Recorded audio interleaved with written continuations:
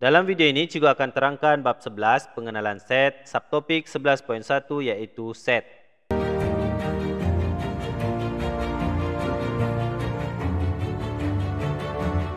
Set ialah himpunan objek yang mempunyai ciri-ciri yang sama. Setiap objek dalam suatu set dikenali sebagai unsur. Semua unsur dalam suatu set mesti mempunyai sekurang-kurangnya satu ciri sepunya. Perhatikan contoh 1, kelaskan setiap objek yang berikut kepada buah-buahan dan sayur-sayuran.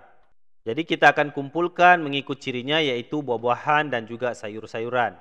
Yang pertama ialah buah-buahan, yaitu pisang, tembikai, durian, jambu dan mangga. Seterusnya untuk sayur-sayuran, yaitu lobak merah, bayam, dan terung. Contoh 2, diberi suatu set nomor 3, 5, 6, 7, 12, 18, 24, dan 30. Kelaskan nombor tersebut kepada dua set yang masing-masing mempunyai ciri-ciri tertentu. Oke, jadi kita perlu kelaskan nombor ini mengikut ciri tertentu, yaitu sekurang-kurangnya satu ciri sepunya. Jadi kita boleh kelaskan mengikut ciri nombor genap dan juga nombor ganjil. Untuk nombor ganjil kita tinggal senaraikan unsurnya yaitu 3, 5, dan 7. Seterusnya untuk nomor genap pula, unsurnya terdiri daripada 6, 12, 18, 24, dan 30. Berdasarkan set nombor ini, kita telah kelaskan nombor-nombor tersebut kepada dua set yang masing-masing mempunyai ciri yaitu nombor ganjil dan juga nombor genap. Seterusnya untuk penghuraian set.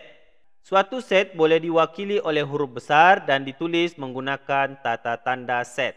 Oke, simbol untuk tata tanda set adalah seperti ini. Oke, bentuk seperti tanda kurungan.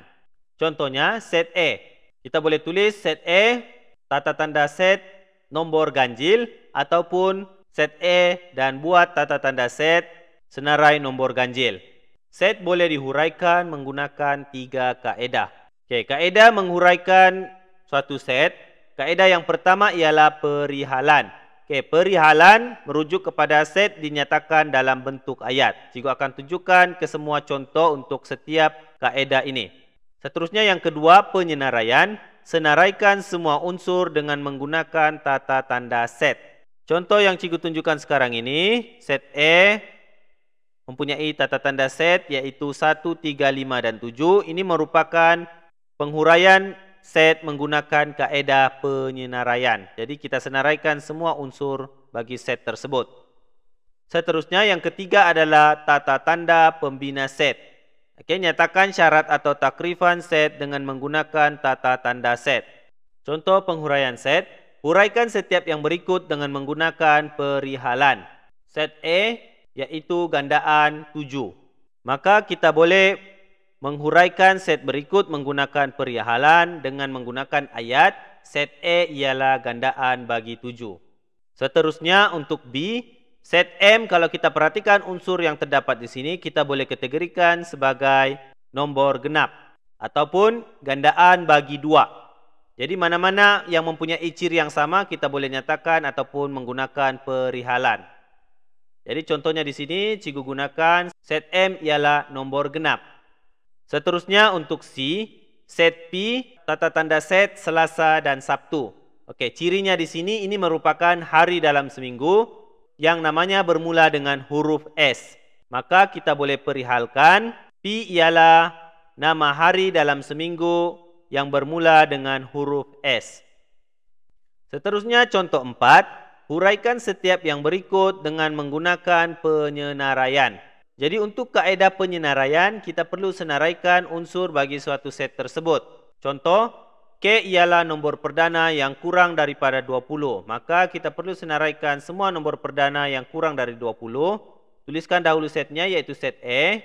Kemudian buat tata tanda set. Dan senaraikan nombor perdana yang kurang daripada 20 yaitu 2, 3, 5, 7, 11, 13, 17, dan 19. Seterusnya, L ialah set huruf vokal dalam perkataan matematik. Maka kita buatkan setnya, yaitu L, dan buatkan tata tanda set. Kemudian pilih huruf vokal dalam perkataan matematik, yaitu huruf E, I, dan I. Huruf yang berulang kita tidak perlu senaraikan unsurnya dalam set ini. Seterusnya, M ialah nombor satu digit yang merupakan kuasa 2 sempurna. Maka kita perlu senaraikan dahulu kuasa 2 sempurna. Contohnya kuasa 2 sempurna yaitu 1 daripada 1 kuasa 2. Seterusnya 2 kuasa 2 sempurnanya ialah 4. 3 kuasa 2 sempurnanya ialah 9. 4 kuasa 2 sempurnanya ialah 16. Oke, ini contoh yang kita sudah senaraikan. Kemudian kita pilih nombor satu digit yang merupakan kuasa 2 sempurna. Oke, berdasarkan contoh yang kita sudah senaraikan tadi, nomor satu digit yang merupakan kuasa 2 sempurna ialah 1, 4, dan 9. Maka tinggal kita tuliskan set tersebut dengan menggunakan kaedah penyenaraian, yaitu set M sama dengan tata tanda set 1, 4, dan 9. Seterusnya contoh 5, uraikan setiap yang berikut dengan menggunakan tata tanda pembina set. P ialah set poligon yang bilangan sisinya kurang dari 6. Maka kita perlu uraikan set tersebut menggunakan tata tanda pembina set, yaitu tuliskan dahulu setnya P, kemudian buatkan tata tanda pembina set, dan unsurnya kita letakkan sebagai X, yaitu dengan keadaan X ialah poligon yang bilangan sisinya kurang daripada 6. Seterusnya, Q dan senarai unsurnya yaitu 0, 1, 2, 3, 4, hingga 99. Dan kita perlu menggunakan tata tanda pembina set. Tuliskan dahulu setnya yaitu set Q. Buatkan tata tanda pembina set. Kalau kita perhatikan ini ialah suatu set nombor bulat. Dan kita tuliskan dahulu unsurnya sebagai X. Yaitu X ialah nombor bulat. Dan X nilainya kurang daripada 100. Seterusnya yang ketiga pula. R unsurnya Januari, Mac, Mei, Julai, Ogos, Oktober, dan Desember.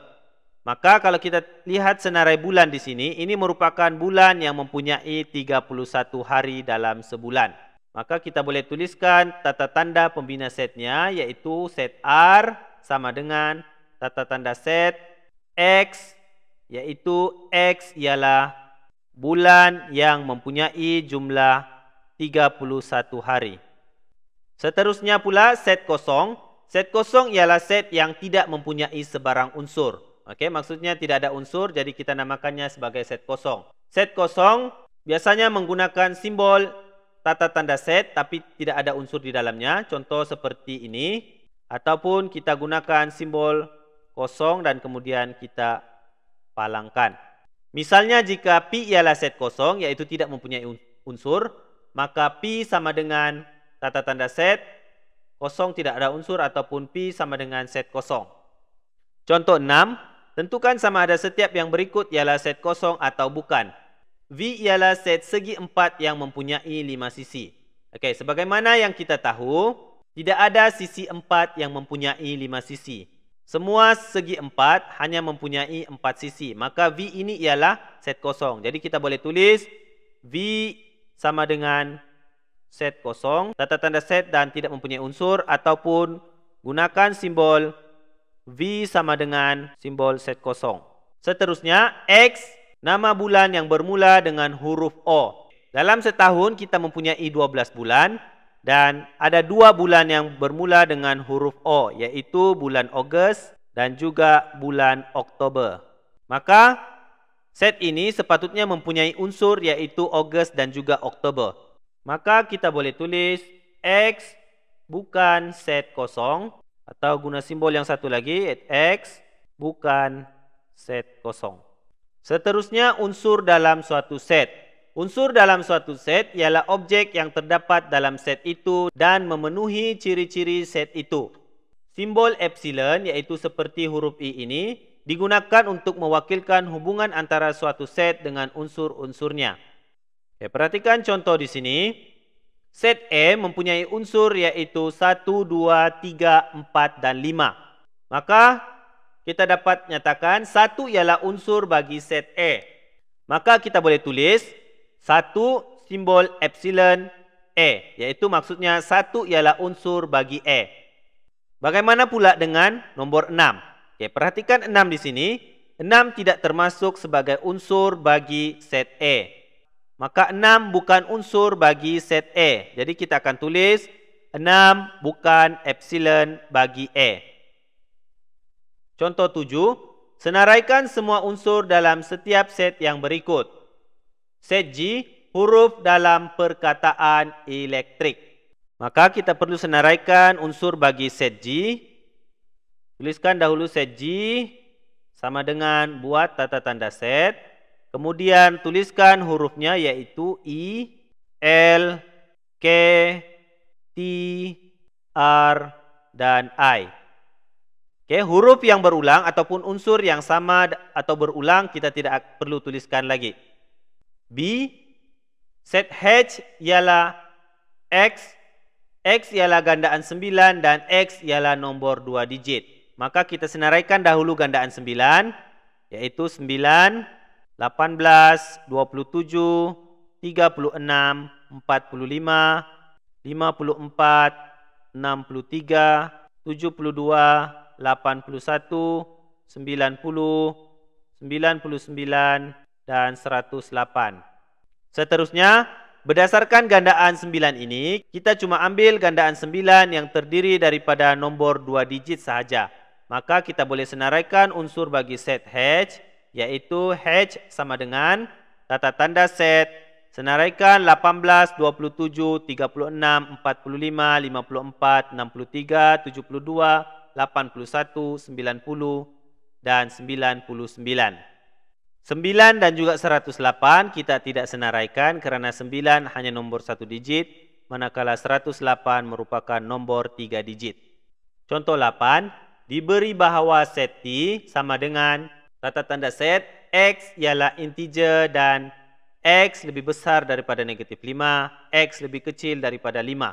Dengan menggunakan simbol epsilon atau bukan epsilon, tentukan sama ada setiap yang berikut ialah unsur bagi set T atau bukan.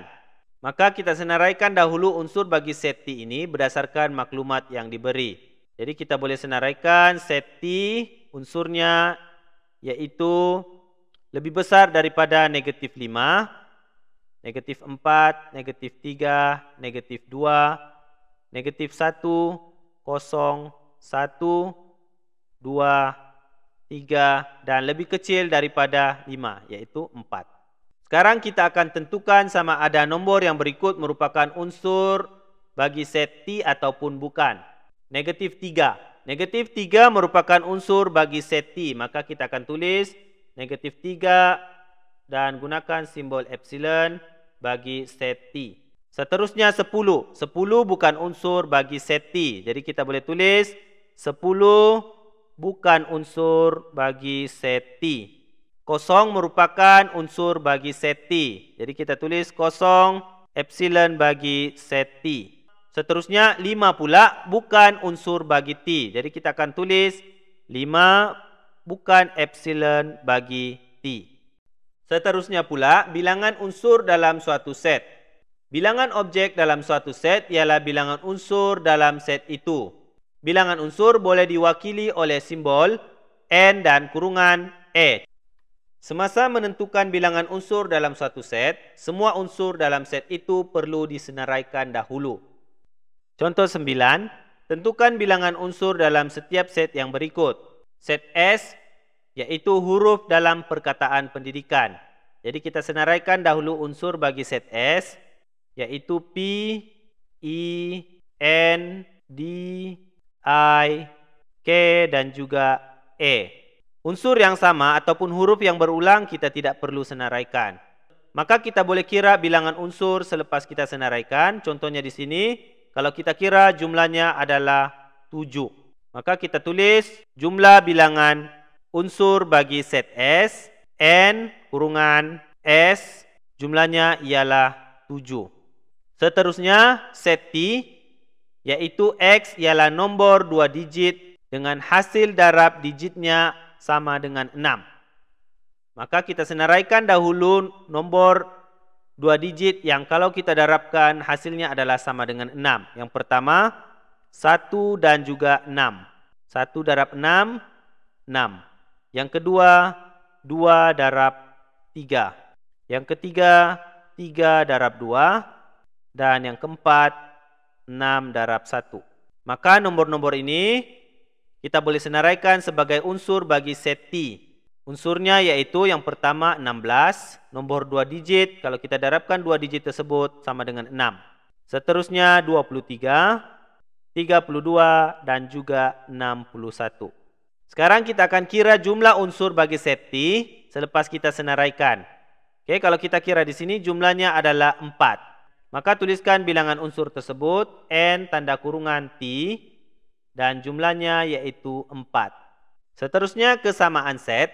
Dua set adalah sama jika dan hanya jika kedua-dua set itu mempunyai unsur yang sama. Jika set A dan set B ialah set sama, maka hubungan antara dua set itu akan ditulis sebagai A sama dengan B. Maksudnya unsur bagi set A sama dengan unsur set B. Contoh 10, tentukan sama ada setiap pasangan yang berikut ialah set sama atau bukan. A faktor bagi 36 dan set B faktor bagi 6. Maka kita senaraikan dahulu unsur bagi set A, yaitu faktor perdana bagi 36. Kita gunakan kaedah pemfaktoran perdana bagi nombor 36. Kita bahagikan dengan nombor perdana, yaitu 2. 36 bahagi 2 sama dengan 18. 18 kita bahagikan dengan 2 lagi, sama dengan 9. Seterusnya kita boleh faktorkan dengan menggunakan nombor perdana yaitu 3. 9 bahagi 3 sama dengan 3. Dan yang terakhir kita bahagikan lagi dengan 3. Maka faktor perdana bagi 36 ialah 2 dan juga 3. Jadi kita akan senaraikan unsur bagi set A yaitu 2 dan juga 3. Seterusnya kita senaraikan unsur bagi set B yaitu faktor bagi 6. Untuk faktor bagi 6, 1, 2, 3 dan juga 6. Oke, ini ialah faktor bagi 6 yaitu 1, 2, 3 dan 6. Nombor bulat yang boleh membahagi dengan tepat untuk 6. Maka unsur bagi B ialah 1, 2, 3 dan 6. Oke, kalau kita perhatikan di sini, unsur bagi set A dan juga set B adalah tidak sama kerana set B mempunyai unsur 1 dan 6, sedangkan set A tidak mempunyai unsur 1 dan 6. Jadi kita boleh tulis set A tidak sama dengan set B. Seterusnya contoh 10B, M ialah huruf vokal dalam perkataan gembira dan N pula unsurnya ialah E, I, I. Maka kita senaraikan dahulu unsur bagi set M. Huruf vokal dalam perkataan gembira yaitu I, I, E. Manakala set N pula unsurnya telah disenaraikan yaitu E, I, I. Oke, kalau kita perhatikan di sini, kedua-dua set ini mempunyai unsur yang sama yaitu E, I dan juga I. Maka set M dan set N ini adalah set sama. Jadi kita boleh tulis set M sama dengan set N. Itu saja penerangan Cikgu untuk subtopik 11.1 ini. Cikgu harapkan kamu boleh paham konsep ini dan dapat selesaikan masalah yang berkaitan dengan subtopik 11.1 yaitu set.